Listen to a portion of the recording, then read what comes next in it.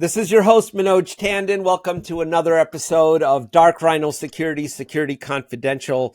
Today, we are honored to have our own cybersecurity celebrity join us. He is Adam Levin. I'm sure you folks have seen him on various networks out there. He is the author of the book Swiped. He hosts a regular podcast. He is a nationally recognized expert in cybersecurity, privacy, identity theft. He has been a huge advocate for consumers, and we're actually going to talk a little bit about consumer advocacy. He's the former director of the New Jersey Division of Consumer Affairs. He's the founder of CyberScout and the co-founder of Credit.com. We're just honored to have someone of his caliber here. Thank you, Adam, for joining us. Deeply appreciate it, and so do all our listeners. Well, listen, I appreciate the fact that you've invited me on your show, Manoj, and you know, here I am to lower your digital property values, and but anyway, it's a pleasure to be here today, and thank you for inviting me. Oh, we're looking for your keen insights. One thing that we do get from our listeners is everybody loves the origin story. People always like to know, because cybersecurity is a field where people have come in from various disciplines and backgrounds, and there's if nothing else, we've broken the myth that you have to be a computer science guy to be in cyber. But if you wouldn't mind sharing a little bit about how this journey began for you. Absolutely. Well, I became, in the mid-'70s, the director of the New Jersey Division of Consumer Affairs. And so I've always had a public service and consumer protection orientation to my life. In the early 90s, I got together with a friend and we created one of the first online credit education information product and services company called Credit.com. In fact, we were so early to the process that we actually got the domain by swapping a hard drive for it. Wow.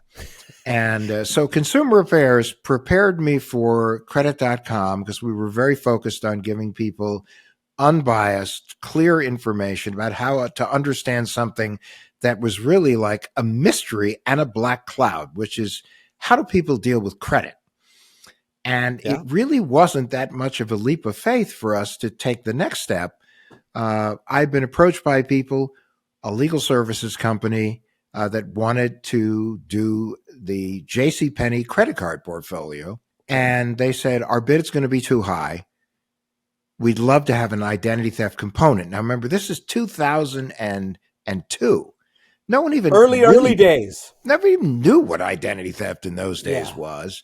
Even though it had stemmed all the way back from the 70s, but was really kind of operating under the radar. And so we looked around, my partner and I, we didn't find anything that really would solve their problem. So we decided to do it ourselves. And that was a company with a core competence in putting people and organizations back together again after they had suffered some form of compromise. Okay. And that was the beginning of a company called Identity Theft 911. And we had a number of insurance companies that said, your name is scaring the heck out of our people. So can you come up with another name? So we said, well, since our URL is IDT 911, we'll do that. But after a few years, we had reporters saying, so you an alarm company or a phone company? And as we became global, because we were in the US, Canada, the EU, Asia, Malaysia, and Australia, we looked for a global name, and we were lucky enough to get our hands on CyberScout. And CyberScout was identity theft, education, information, resolution, forensics, incident preparedness, incident response, and election security. So that's the saga from 1993 all the way up to 2021, when I sold the company to a company called Santique, which is now part of TransUnion. Wow. That's quite a journey. And, you were first to market, essentially, in a lot of ways. Those were the early days. If you think of the cyber days, the early days where LifeLock was direct to consumer, and we were B2C. So we were direct to businesses helping their consumers. Wow. Fantastic. Yeah, LifeLock. I think they did real well too. They ended up selling to Symantec, I believe. And They sure did. And actually, Todd Davis, who founded LifeLock, and I have become pretty good friends, and we're on the same board of a medical institution in Arizona. So it's amazing how all lines intersect ultimately. I'll tell you what, we kind of are replicating a little bit of his model with what he did with his guarantee. Yeah. And Okay. The million so, dollar guarantee. Sure. yeah, actually, I want to say we might be we are the first cybersecurity company that's actually putting our money where our mouth is on this thing. Which is So, so important. And you know, I was involved with the Consumer Federation of America, and you know, many of the organizations of Washington, the NGOs, have been really working hard at finding ways to build the bridge between public, private, and you know, one of the things that they were worried about, and that's why you have identity theft info, and that's about where companies come together and sign a pledge that they're going to be straight with their consumers, that they're not going to make any promise that they can't keep, and they're going to, you know, be very fair when it comes to dealing with their customers and not promising something that is beyond their ability to deliver. So, yeah. So I'd love to turn back to turn back the clock to when you were an incarnation in the consumer affairs yes. arena. And I have a question for you. You look at when we buy devices today, Mm-hmm. whether it's a Samsung TV or a smart TV, I should say, or a refrigerator or whatever. A lot of these devices now have cameras. They have the ability to take inputs, record your surroundings, or Alexa or whatever you have out there, right? And when, as a consumer, we never really get full disclosure before we purchase. So we have to put our money on the table, buy the device, and we must agree to those terms, which are undisclosed. And I can tell you, nobody reads that stuff, Nobody. right? Nobody. It's just like Nobody reads it. nobody reads privacy policies. Nobody understands when they're giving permission to an app what that permission is. I don't know if you Exactly. remember way back when you had Pokemon Go, which became Yep. like the rage.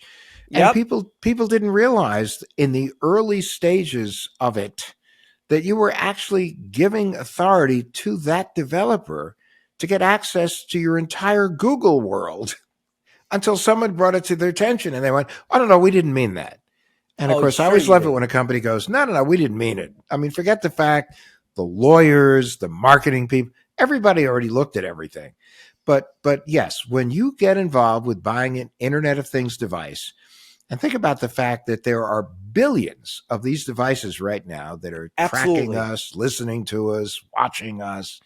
Um, you don't really understand how privacy invasive those devices can be, even to the point where you remember when Samsung issued a warning when they Yes. said, by the way, you might want to disable the microphone Phone. function of the television. That's right. Yeah. And the camera on some of those TVs. If Oh, absolutely. You can become the unwitting star of your own reality show, which is not something that you may really want to happen. I But know. and most people don't realize it can be as simple as reading the manual and changing the password on the device. Or you might not have any control over it. You have to accept the terms as they're written. And that's the thing. Why hasn't our regulators caught up with this and said, you know what, this is not fair? Just like we have product labeling on other consumer products, why is there not an open disclosure that if you buy this product, we will listen to whatever, or you're giving us permission to do this, or Oh, we have an opt out, a mechanism to say, no, we don't agree with this EULA, but I already paid for this refrigerator.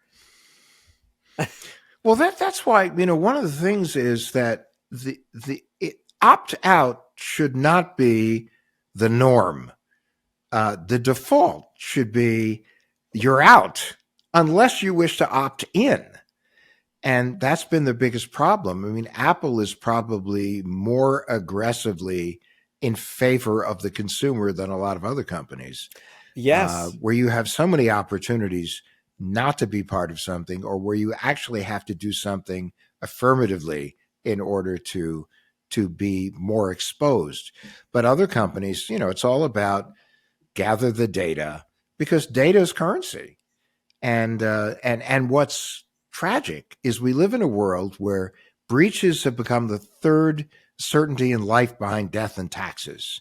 And when all of these organizations collect all of this information, and then people want to know, how did I get exposed? Well, the answer is A, you were willing to make the Faustian bargain because you wanted the product and you clicked on the I accept without understanding what I accept really means. They've That's made privacy. 99.9%. Yeah, Okay. they've made privacy policies in, even though they're trying to make them more accessible in terms of people's understanding. They're in 27th grade English and mouse print. Yep. And so we start as consumers behind the eight ball. And, you have states like California that are working very hard with their Privacy Act to get people more privacy and more people to understand the data that's being collected. And with Apple now, you can go and it will explain to you exactly where your data is being shared. I have a friend who has a company called Locker, Lokker.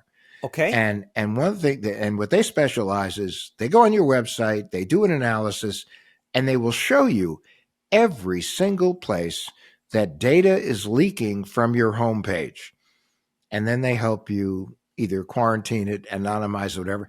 They found one popular healthcare organization where data was leaking just based on the code on their homepage to 650 different organizations. One homepage. Wow. And people don't understand this. And people need to understand we are the product. Even if we're paying, we're the product. We absolutely are the product. And we've gotten used to that. We've traded privacy for convenience to a large degree. Convenience versus security. Whenever there's a rub, convenience wins. Convenience wins. And now we find ourselves in this situation. I mean, I would venture, is there anybody left in the United States whose data has not been leaked on some account in some fashion somewhere with one of the major breaches? I would say that that's probably on the same level of the Carolina Panthers winning the Super Bowl next year. it's one of those things. Just it ain't. And with all due respect and love to the fans in Carolina, the bottom line is no. I mean, between the Equifax breach, if the breaches of the Office of Personnel Management, all of the airlines, all of the pretty much all the big hotel chains, the big retailers, we're out there. And the thing that people really have to understand is we all have day jobs. We're raising a family, running a business, working for somebody, being involved in philanthropic activities, getting an education. But Right. to a hacker or a scammer or an identity thief, we are their day job. So we are not it's not a fair battle. It's like we're bringing a water gun to a machine gun fight.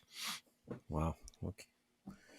So what is to be done about this? So I'd love for you to tackle this in two ways. One, what should be done with these companies that are housing this data and are leaking, or it's getting leaked by them? I won't say it's being done. It's inadvertent. It's being stolen, but it's getting leaked. And then what do we as individual consumers do to affect change and to protect ourselves? Because ultimately, individual responsibility is not scrubbed, but in many ways, corporate responsibility, it seems like, has been scrubbed. And I can give a few examples of that, but love for you to illustrate, if you were, or give your thoughts on this? Well, I go back to the one of my favorite quotes from one of my favorite humans in cybersecurity, which is Bruce Schneier, who he is the rock star in cybersecurity. And one of his most famous mantras is that if you think throwing a ton of money at technology is going to solve your security problems, then you don't understand the technology and you don't understand security, because it's really all about Beautiful. the human factor. And Right. if you go back to Peter Drucker, who's one of the great Yeah.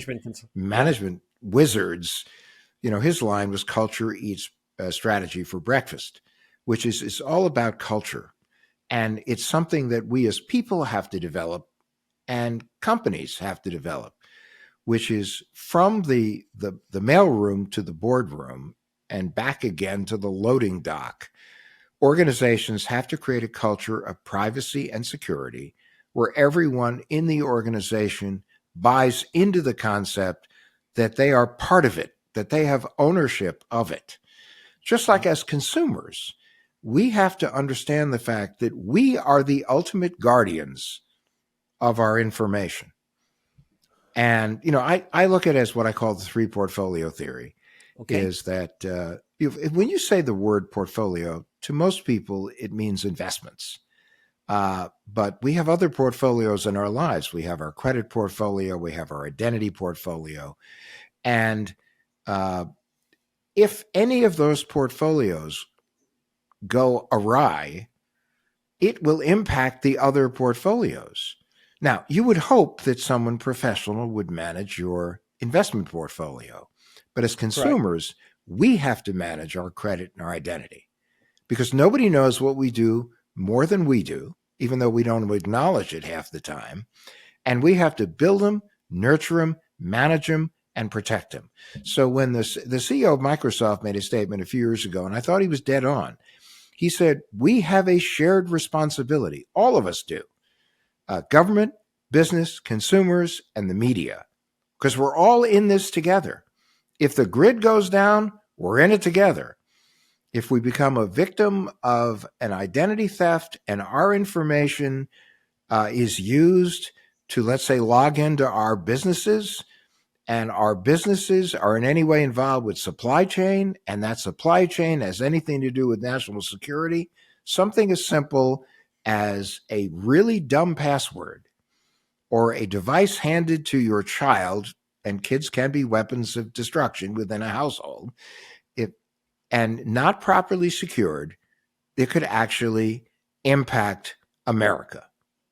Terrifying and crazy as it sounds, that's the way it is. So we have to start at ground zero, which is our children. We have to teach them cybersecurity.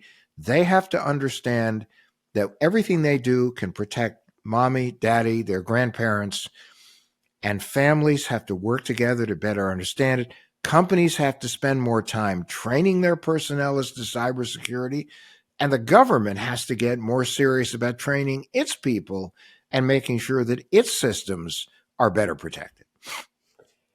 Yes. And I think that, on the government side, don't you think we also, our policies date back to the time of paper and pencil and whatnot? Yep. There needs to be some revisions there, or some changes. Like, as an example, you look at our social security numbers, right?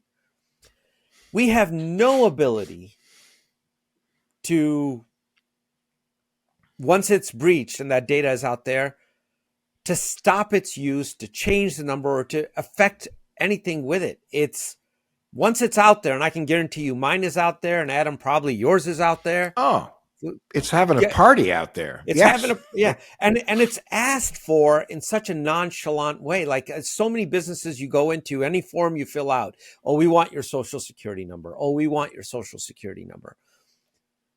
Isn't there as that's a policy example, we need to make some changes here, and our lawmakers need to get with the times too, not just the consumer. I agree completely, the consumers have to have a change in mindset, but where's the responsibility on the part of our lawmakers who we elect to do some of these things and look at them in a serious way?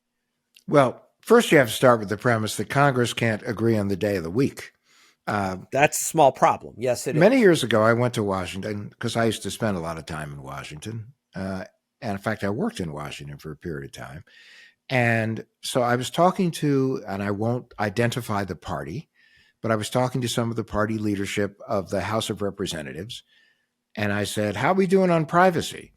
And they said, well, in the next year or so, we'll probably see something on security, but privacy, no one can agree on what privacy is. And it's like, oh, yes, they can. In Europe, they did. In the state of California, they did. It's amazing to me how you can't figure it out here in Washington.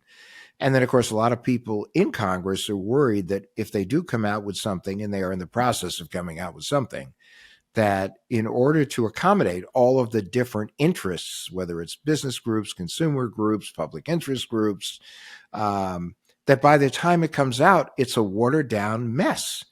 You have to ask yourself, for instance, why is there no national data breach disclosure policy in America? And that's because a number of states don't want it because they feel that their policies are far stricter than you would get out of Congress. And a number of people in Congress just don't want to do it because, heaven forbid, they put stress on any business. And when I was the head of consumer affairs, we had two goals. One, protect consumers and protect honest businesses against dishonest businesses, people that would take advantage of business people, consumers, business organizations, public interest groups, these kinds of things. So, yes, it has to start with Congress, but Congress can't seem to get started. I mean, look what's going on in Washington now. It took him 15 tries to get a speaker. They got a new speaker who's terrified if he does anything wrong, he's gone. Yeah, he's gone. And nobody's talking to any. You have situations with bills that were worked on very hard by people in a bipartisan way, and then it comes to the floor and either gets killed in the Senate or the House. The whole thing is tragic, and we are left almost defenseless. And that's very dangerous because we are living now in a very, very dangerous world. I mean, if you ask some of the national security people, they will tell you off the record that, and we've read it, that China, Russia, Iran, they're in our grid, just as no doubt we are in their grid. But I was talking to someone today, and they said, look, if the grid goes down, you'll have anarchy in 3 days. And I don't know if it'd even take that long, Adam. Have you read Ted Koppel's book on that? Lights Out. The Lights Out. Yes. Right. So he talked about sanitation being one of the biggest issues, right? I mean, right away in major cities, no power. No question. So how do we approach this, right? Because that's really the crux. How do we approach this? Yes. Especially in a world where we now have deep fakes, disinformation, misinformation, notification, sextortion, text scams, every scam you could imagine. How do we do this? We need a framework. And in the book Swipe, Bo Friedlander, who was my collaborator, and I, we came up with what we call the 3 M's. How do you minimize your risk of exposure, reduce your attackable surface? How do you monitor so you effectively know as quickly as possible you have a problem? And then how do you manage the damage?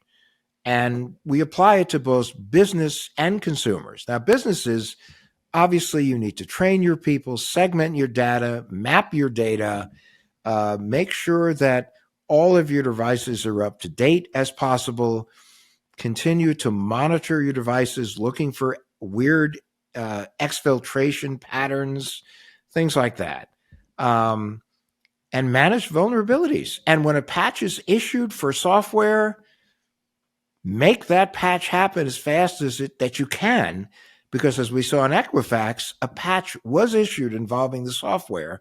The security group sent a note down to the technology group, and somebody missed it. And for months, this vulnerability was there, and someone got in, and all of a sudden, the data on 150 million people was exposed. And we've seen a lot of breaches where when you look at the report of the technology groups and the security groups, they will tell you we are woefully lacking. And yet it doesn't happen, and then the organization gets breached. I mean, go all the way back to the breach of Paramount, where again there were warning signs everywhere for months and months that they had a problem, maybe even years, and nobody paid attention to it. So you have to first minimize your risk of exposure. Then you have to effectively monitor. And as I said, monitor the flow of data. Make sure that anytime vulnerability is discovered, you do something about it, and then manage the damage. For an organization, that means prepare for the worst. And it has to be an effort throughout the entire company. It has to be HR, PR, technology, senior suite people, the security people.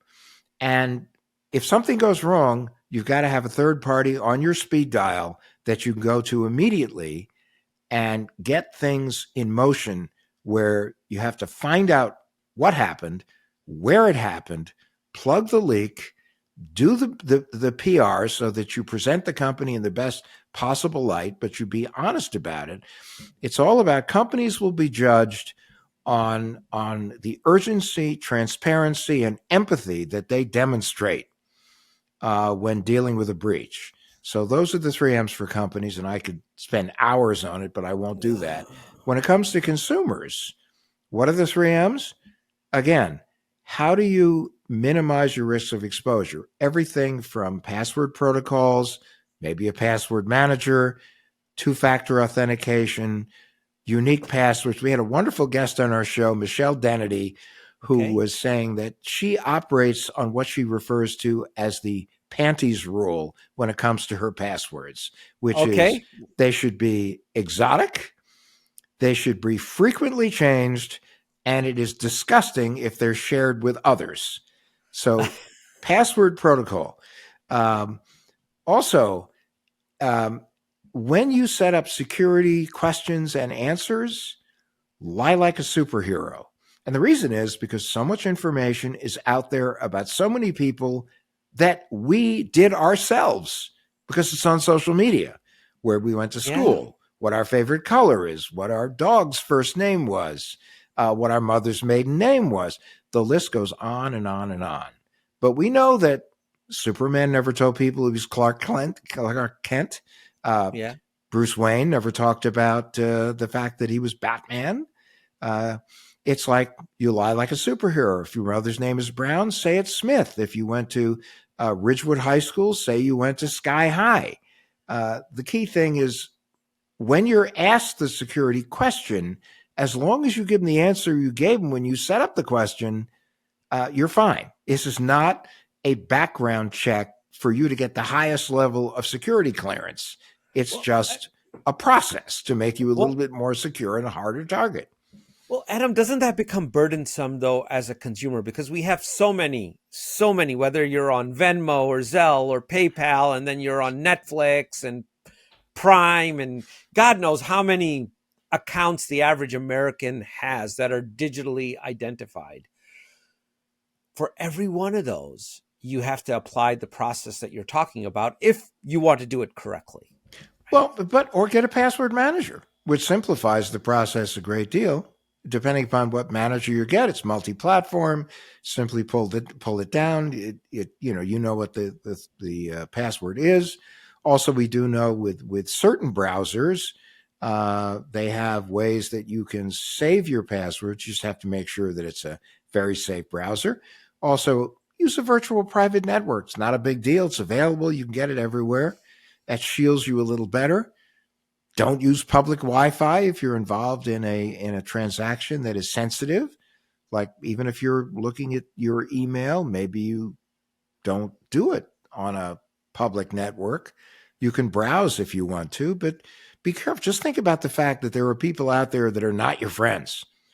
Just like when you go on social media, do you really have to share every morsel of your life? And when you're on a trip, the whole theory is, share the memory when you return. Be careful about sharing the event as it unfolds on real time. Because if you do that, then people know where you are and where you aren't. Well, let's look at that one, Adam. Look at how easy is that to figure out? Like, if somebody sends you an email at work while you're on holiday, you're going to get an out of office reply, typically, right? You're probably going to tell them who to call in your absence, which is even better because now you gave a legit address and verified somebody else. Okay. You've probably stated on Facebook, hey, looking forward to our vacation, depending on your bent for social media. I don't use it that much, but my kids use it all the time, right? And I'm sure all those details are there. So you have put all this data out there. You've just let people know you're gone. You're not home. You'll be back when? Well, you remember there was a site many years ago called Please Rob Me, where they gave the most egregious examples of people being very forthcoming about where they are, when they're leaving, when they're going to return. Just like, have the post office hold your mail for a few days so that people don't drive by your house and see mail coming out of the mailbox or a stack of, boxes on your front porch. Make a deal with your neighbor to come over every day and just take boxes off your front porch. I mean, there are things that we can do. There are common sense things. Yes, they are a pain in the butt. But I am telling you without question, and you know this as well, that the agony that you will go through as a victim of some form of identity theft or hack and the expense will be far greater than whatever the hassle is of doing a series of things. Make it a checklist. Just like when a pilot gets on a plane, before they start the plane, they go through their checklist. I'm sure they would prefer not to have to do that. They have to do it. Why? It's for safety. Just like, okay, so now a big thing we have now is virtual kidnapping, which is... Please explain that. Yeah. Which has started to be a problem. That's where someone in the family gets a call and they either hear a voice in the background that sounds like a voice of their relative or some kind of video where they're led to believe that someone has been kidnapped. And most of the time it's not true, but they don't know. I mean, there was a guy, a very big show in New York, $1 million listing or $1 million broker. And one of the brokers on the show got a call saying his brother had been kidnapped and they wanted him, while he had the phone, to go to an ATM machine, get money out and drop at a specific location. And he had the presence of mind to text his brother and he found out his brother was fine. But this is happening more and more. We had a mother on our show where she got a call she thought was from her daughter who was kidnapped. One of the ways that you protect against, it's horrible that we have to think about these things, but we do, is have a safe word for the family, a word that only your family members know, that if someone is attempting to either get them to do something or make you believe they have them in their possession, say, by the way, what's the, ask them what the safe word is. If they can't come up with a safe word, then they don't have the family member in most cases. So, there are little things, just like how many families say in the event of a flood, a hurricane or tornado, this is where we're going to meet as a family as fast as possible. Because usually when these things happen, somebody's at work, somebody's at school, somebody's out shopping, the communication lines go down. So, you have to do a little planning. Well, and that is discipline. But we do that in other areas of our lives. You make a very good point with it.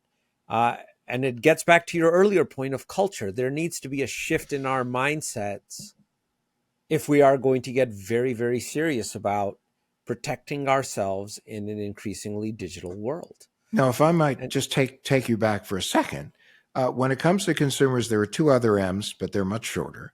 Please. The second M is monitor. So how do you effectively monitor?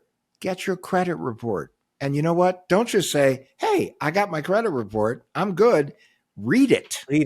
Yeah. And see if there's anything on there that doesn't make sense. And if there is, don't assume it's a mistake. Contact the credit reporting agency, the fraud department, and say, I see something on my report It doesn't look right. I need to do a little further investigation. Track your credit scores. If your credit score takes a sudden precipitous drop, there can only be three reasons. You didn't pay a bill on time, not good. You're using too much of your available credit, not so good. You're a victim of identity theft, really bad. Also, sign up for transaction alerts from your financial institutions and your credit card. It's free, and it notifies you anytime there's activity in your account. Now, if you get notified that you just went to the ATM machine and you had gone to the ATM machine, you shouldn't be annoyed by it. You should be grateful that they're watching on your behalf. And then something as simple as you get an explanation of benefit statements from your health insurer, take a look at it, because you might find out it wasn't you. We had a 72-year-old grandmother that we helped through one of the insurance companies who on the same day, opposite sides of the country, her insurance was billed for a pregnancy test and a sperm viability test. Wow. 72. She found it. And it took weeks for them to believe her when she said, I'm 72. This isn't me. And then, of course, you have, more sophisticated forms of monitoring that include dark web monitoring. It's important for you to know that. And then the third M, manage the damage. A lot of people don't realize that through their insurance company, many financial institutions, and their employer, there are programs now to assist people who are going through identity incidents. And you can take advantage of those programs, and it's either free to you as a result of your employer subsidizing it, or you pay a certain percentage of it, or it's deeply discounted, or whatever it is. But you need to have one of these programs because this could be invaluable if you become a victim of many forms of identity theft, everything from new account takeover, medical identity theft, child identity theft, criminal identity theft. So there are ways for you to get help, and there are wonderful programs where you have fraud assistants who will assist you and get you through it. But you just have to do a little research and make sure that you find the one that's right for you, or you're lucky enough to work for an organization, almost 40% of them now do, that offer this program to help you. And I hope all the listeners that are listening into this understand that, in essence, they need to take inventory of their own personal digital life and go through it in great detail and get a clean baseline. Get that established, because you're absolutely it sounds like you're advocating totally for that. Get it cleaned up. Get your house in order, and then make it very difficult for someone to cause disorder in that house. Don't be the victim. Don't act like a victim. And think about all of the things that we do for our health, right? We go get medical checkups every year. We go to the dentist every 6 months. There are things that we do to maintain our bodies and our minds. We need to do things that help maintain our credit and our identity because it is such a critical part of what we do. There are people out there that go, run away from debt, worry about debt. I'm not suggesting people take on debt, but I'm suggesting the people that understand credit, for example, because credit can be your best friend or your worst enemy. And just like the way you maintain a friendship is you stay in touch and you're there for each other, with credit, if you're there for your credit, believe it or not, your credit will be there for you. And that is a critical part of your identity. And that's one of the reasons why we started What the Hack, which is our podcast, which is it is a no shame zone. It's an educational podcast. We have a lot of fun guests, and we try to take a look at problems just like you do here. We try to take a look at the problems that are facing people and look at ways that people have experienced the negative side of it and the things that they did in order to better protect themselves so they wouldn't have to go through this. But you do have to start with the premise that the way the world is, it is inevitable inevitable that one day each and every one of us will be a victim of at least one form of identity theft. I always say to people, when you look in the mirror, you see you. You're a regular person. When a hacker, scammer, identity theft looks at you, they see Beyonce, Jay-Z, Adam Levin, Usher, because you got what they want. You have financial information, you have personal information, of course, you have money that they'd like to get their hands on, or it could have absolutely nothing to do with you as you. You could simply be the tributary to a larger river, which means they want to get your child, your spouse, your relative, your company.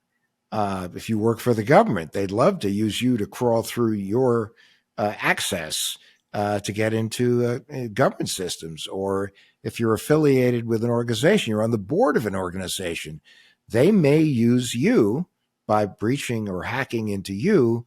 And then because they've got your credential, your password, your user ID, they're going to use that to then get into anything else they want to get into. And you have no idea that it's you that was the way they got in. So what I say to people is, and businesses in particular, the 3 M's do apply to you. One of the most critical things, develop a culture of privacy and security in your organization. Use long and strong passwords. Use password managers. Use two-factor authentication. Make sure that the passwords are discreet and they're not shared by an entire department in your organization. But each person has their own password, because that will give people a clue as to how the hackers might have gotten in. Also, do everything you can to anonymize the data of people. Have people talk to each other. I mean, we have situations where people fall for business email compromise or deepfakes because they think they're talking to the right person, or they believe that they received a communication from the right person, but they never take the next step to independently contact that person and say, did you just send me something? And did you just ask me to wire money? Yeah. Don't worry if they're going to be upset with you, because if they're upset with you momentarily because you disturbed them, that's nothing compared to how upset they're going to be with you in the event that that there is an incident that costs that company money because you blindly followed a communication that you thought came from a superior. Now, Adam, did you see recently there was a huge breach with a deep fake in a Hong Kong bank via a video call? They used deep fakes to imitate senior management, and the fellow sent $25 million willingly. Yep. No hack required. Well, It was a hack, but no, they didn't have to get into the systems, bypass your firewalls, exploit a vulnerability. The vulnerability was the person themselves. Wasn't there was the MGM hack that happened recently. Remember that? That was the help desk. That's it. Cost $100 million to the organization. And they wouldn't pay the ransom, or at least they publicly said they didn't pay the ransom. But with lost time, lost money, ATM machines going down, slot machines going down, and somebody just took 10 minutes with somebody at the help desk. This is a training issue. When somebody calls you, giving you a sob story, and you're with a small business, just say to yourself, just stop for a moment and say, why would I do this? Why should I do this? Maybe I need to buck this up to a superior in order for them to make a decision on this thing. I mean, ransomware can kill an organization. What happened to MGM, if they weren't stronger, could have destroyed the organization. Well, look at the stat in the SMB world is 6 months post breach, most SMBs are out of business. Yeah. Yep. And that's why people have to understand that this is a dangerous world. The people contacting you are not your friends. Now, if you want to take it to the saddest extreme, one of the guests on our show was named John DeMay. His son, Jordan, was a well-known case, came out of Michigan. His son, Jordan, went up from the dinner table, went online, thought he was communicating with a young woman. She, and I use the term she in parentheses, got him to send a compromising picture. Almost 2 minutes after he sends the picture, he gets a DM, and he's told that it's a scam. They have this picture that unless he pays them $1,000, they're going to release this picture out to everyone that he knows on social media, that they already have that information. And in fact, over a few hour period, they send him a collage of pictures of people that are his contacts that he is on social media with. He sent them $300. They said, thank you, not enough. He said, if you don't stop, I'm going to kill myself. They said, go ahead, we'll help you. And he shot himself to death. Father found him the next morning. The only mini positive to this story, and there's almost none, is that the FBI, working with the Interpol, working with Nigerian intelligence, managed to track down the guys and extradited two of them to the United States, where they are standing trial right now in Michigan for the murder of this young man. That is a horrific story. It's And one there are thing many, to lose your credit. It's a whole nother thing to lose your life. Yes. And this is happening more and more. They're targeting young men. The statistics are coming in now. They're targeting young men, and young men are falling for it. You know, I'm 74, and, you know, a lot of people go, well, you know, seniors get targeted. Yes, they do. It is horrible. It is tragic. But interestingly enough, more young people are falling for these scams. Now, maybe it's just because they're reporting these scams as opposed to many elderly people who are embarrassed about what happened and don't want to talk about it. But more young people are now falling for all forms of scams. And, you know, Adam, it also could be that younger people have such a large digital footprint in comparison to seniors that it's much easier to socially engineer a believable scam on them than it is a more aged person. Well, and young people tend to be, when it comes to online communication, very trusting, which is very interesting, but they are, whereas older people are at least becoming more cynical and skeptical about who they're communicating with online. And, you know, another rule of the road is if anyone contacts you, I don't care if they say they're from the IRS, your bank, your favorite realtor, your favorite retailer, any of that, and asks you to authenticate yourself to them. You know, one of the great and far-reaching financial-oriented scams is you get a call from your bank, and they tell you that they've noticed some suspicious activity with your account, and they would like to go through some of your transactions with you. But first, they need to confirm you're really you. So would you please take your credit, your debit card, flip it over, and read them the security code? So, of course, the first question is, you're calling me. Why do I have to prove that I'm me? You're calling me. I'm not calling you. And we've seen a derivation of this scam where it's now you've given them your security code, and they go, yep, you are a victim of identity theft, and we're going to help you now secure your accounts. So if you'll give us your social security number, we will call the credit reporting agencies and have them issue fraud alerts. And then you give them your social security number. Now they really have you. Yeah. Now they have even. And what brings to mind is credit freezing. Freeze your credit. It's free. You can now do it for your kids in most states, and you freeze it until you need it. Then you thaw it for as long as the creditor is reviewing your file in order to make a decision on whether they're going to grant the loan or not, and then freeze it again. And it takes minutes. I mean, very few minutes to freeze your credit, to thaw your credit, and to refreeze your credit.